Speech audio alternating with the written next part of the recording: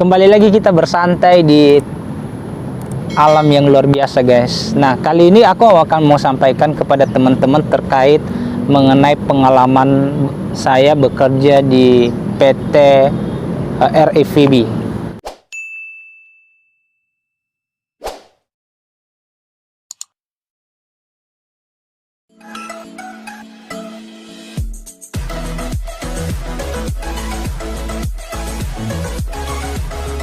Ini saya akan mau menyampaikan sesuatu yang luar biasa kepada teman-temanku semua, tentunya yang sudah hadir di channel Peka. Nah, kali ini saya akan menyampaikan tentang informasi mengenai sistem bekerja di bidang marketing. Saya mau kasih tahu, banyak teman-teman yang bertanya di channel berikutnya, nanti yang setuju dengan saya adakan Q&A atau tanya jawab. Saya akan live di channel saya ini. Tapi sebelumnya saya mau memastikan dulu, adakah teman-teman saya yang fresh graduate atau yang sedang melamar atau yang sedang pengen tahu sistem bekerja di bidang investasi itu. Nanti like dan komen di bawah yang setuju dengan saya ngadain live di channelnya Peka. Nah, saya akan mau beritahukan kepada teman-teman semua pengalaman saya secara pribadi bekerja di bisnis konsultan atau BC di bidang investasi. Nah, sebenarnya di semua yang namanya investasi, bidang apa saja dan perusahaan apa saja, itu kita bukan menjelek-jelekkan, tapi saya akan berbagi pengalaman ini kepada teman-teman, khususnya yang fresh graduate atau yang belum pernah pengalaman bekerja di bidang yang saya mau sampaikan ini, atau bekerja di investasi. Nah, jadi teman-teman, apapun jenis pekerjaan yang ditawarkan kepada teman-teman, baik itu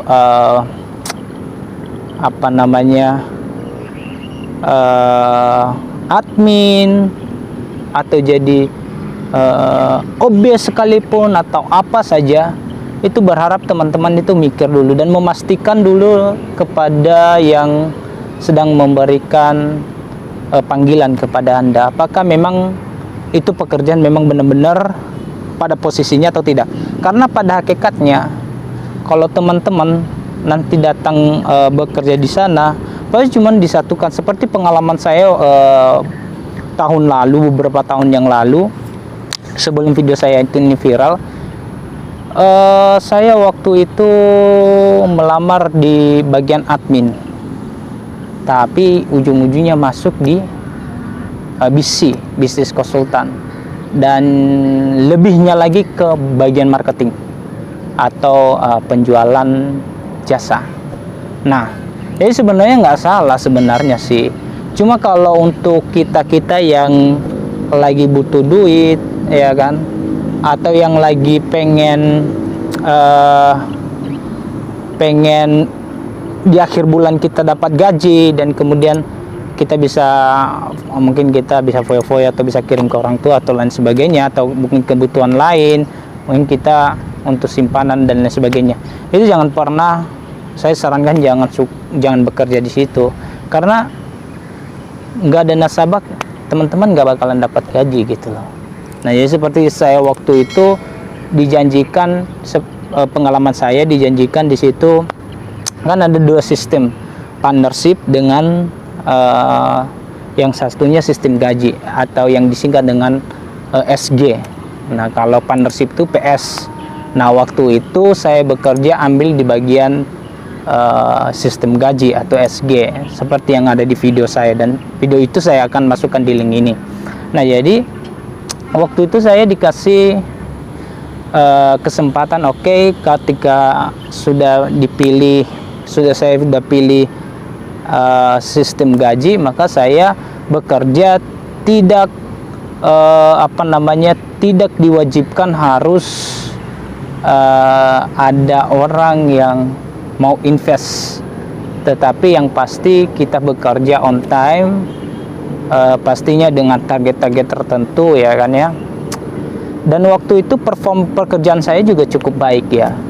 Nah, tetapi di akhir bulan kemudian saya akan tanyakan dong gimana gajinya, masalah gajinya, dan kemudian saya dipanggil secara khusus dan diberitahukan bahwa saya tidak digaji. Nah, jadi saya secara pribadi, khususnya anak rantau yang memang berharap pada gaji bulanan ya, karena mesti bayar kos, bayar ini, bayar itu, ya kan. Habis itu banyak banget yang mesti kita bayar, tapi nggak ada pengertian. Bahkan saya minta gimana petunjuk yang lain kagak bisa dijelaskan.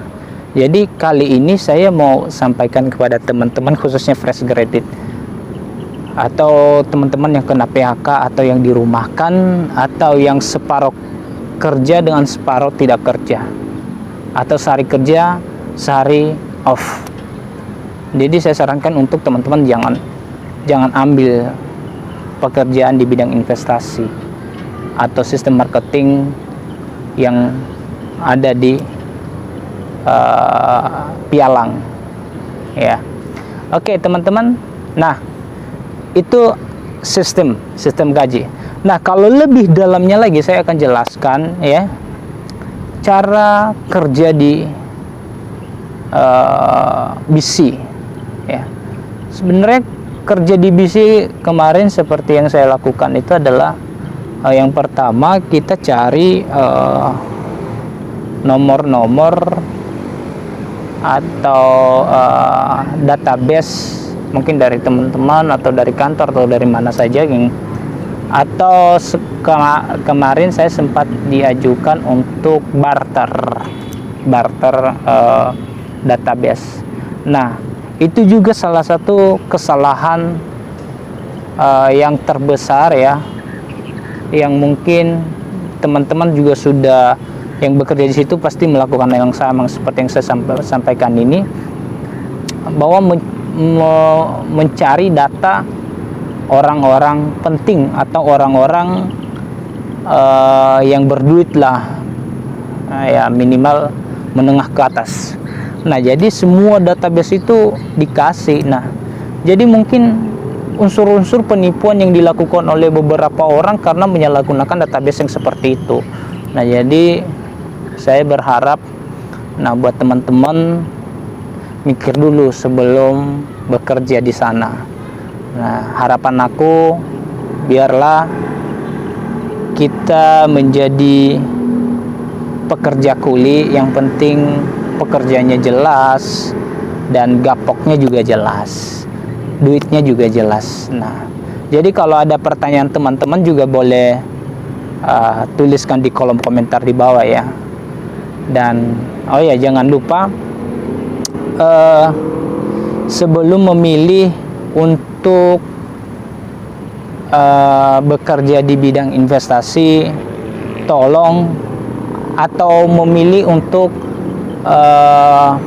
mengirim surat lamaran di manapun, harap untuk searching dulu informasi mengenai perusahaan yang Anda tuju, baik itu di Google, ada juga informasi yang seperti di Kaktus dan lain sebagainya. Nah, khususnya pasti di channel PK ini membahas tentang banyak hal mengenai peduli karyawan. Inilah alasan mengapa PK terjun di dunia YouTube, untuk membantu teman-teman agar tidak seperti yang saya alami pada waktu dulu. Nah, kalau sekarang ya hidup aku sih udah lumayan baik lah, karena ya mungkin karena support teman-teman juga di channelnya PK, dan ya mungkin karena juga saya belajar dari pengalaman dan akhirnya saya menemukan sesuatu yang luar biasa. Dan seperti yang Anda tahu, hari ini aku bisa bebas mau menyampaikan informasi kepada teman-teman karena kepedulian saya dengan teman-teman semua.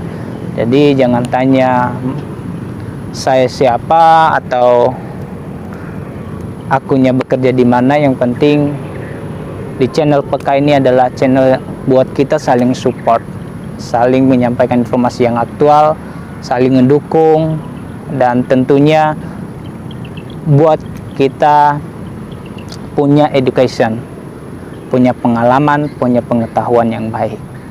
Oke, begitu saja dulu yang aku sampaikan mengenai pengalaman saya di bidang investasi. Oh ya, saya mau jelasin juga sedikit mengenai pekerjaan di bidang investasi. Sebetulnya investasi di bagian pialang itu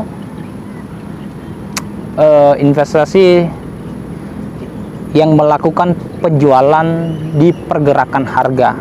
Sebetulnya kalau barang atau uang di situ tidak ada, tapi dia main di bidang pergerakan harga. Misalnya kalau harga emas hari ini turun, maka kita lakukan proses buy, dan kalau harganya naik nanti baru kita lakukan penjualan lock ya. Kita akan lock 10 dolar atau ada itu 100 juta atau lain sebagainya. Saya kurang begitu paham. Yang penting kalau pas seperti harga dolar turun, lalu kita lakukan proses pembelian, dan kalau dolar naik maka kita akan menjual. Nah, begitu terus menerus. Nah, sedangkan dolarnya sendiri kita nggak tahu di mana, tapi kita hanya cuman ngelihat ada nanti di situ berupa stimulusnya atau pergerakan harganya. Nah, di situ nanti akan dijelaskan seperti itu. Nah, jadi seperti juga emas. Nah, emasnya tidak ada. Nah, misalnya harga emas di sekarang ini harganya misalnya 100.000 per karat. Nah, misalnya 100.000 per karat. Nah, kalau misalnya dia harganya lagi turun tuh, nah kita akan melakukan pembelian harga. Nah, ketika nanti pas harganya naik misalnya 200.000 per karat, maka di situ kita jual. Nah, itu sistem bekerja di bidang investasi. Nah, sebenarnya nggak salah-salah sih, dia ada di yang namanya ada 3 pasar tradisional, pasar lokal, dan pasar modern. Nah, dan ada satu lagi, pasar modal. Nah, dia adanya di pasar modal. Kalau pasar tradisional itu seperti pasar biasanya.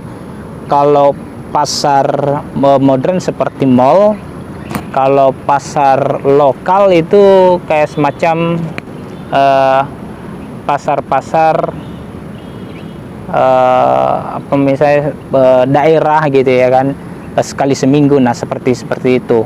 Nah, kalau dia ada di pasar modal, yaitu kita melakukan penanaman modal dengan cara kita menginvest, dan kemudian kita akan dapatkan keuntungan berlipat-lipat. Ketika harga turun kita lakukan pembelian, ketika harga naik kita lakukan penjualan.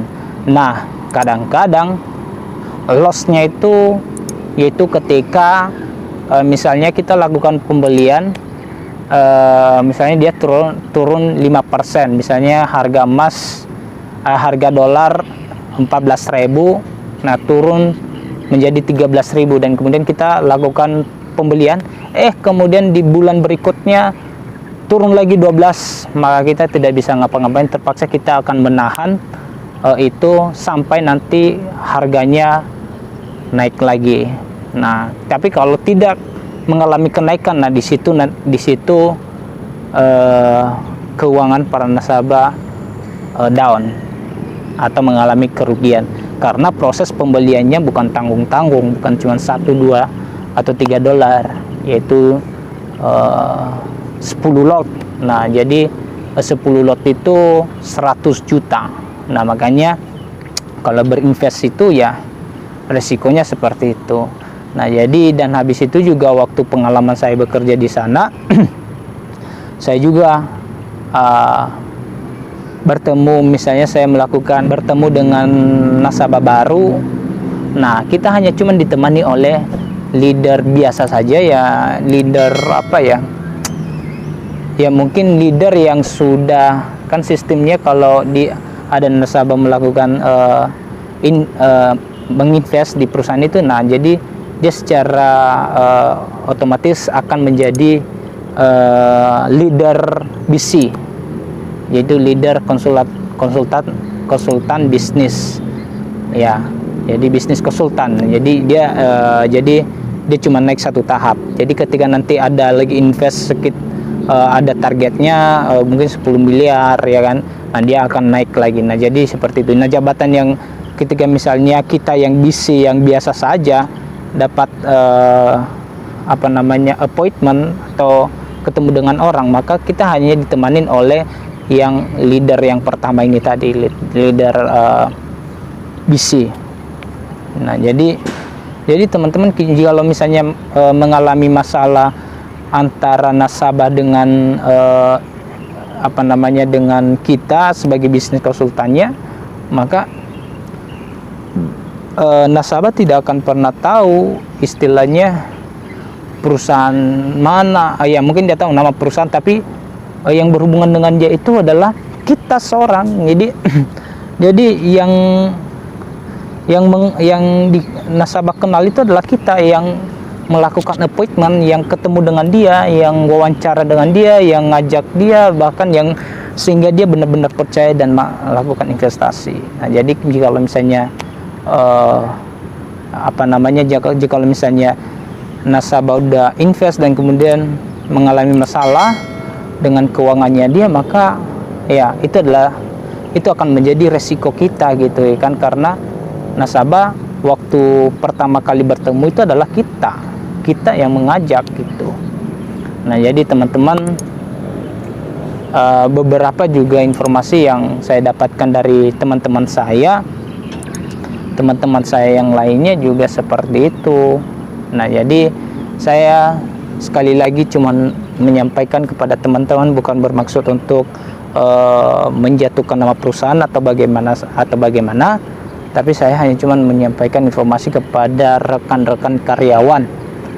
Jadi sebelum teman-teman bekerja di sana, ya Anda lebih baik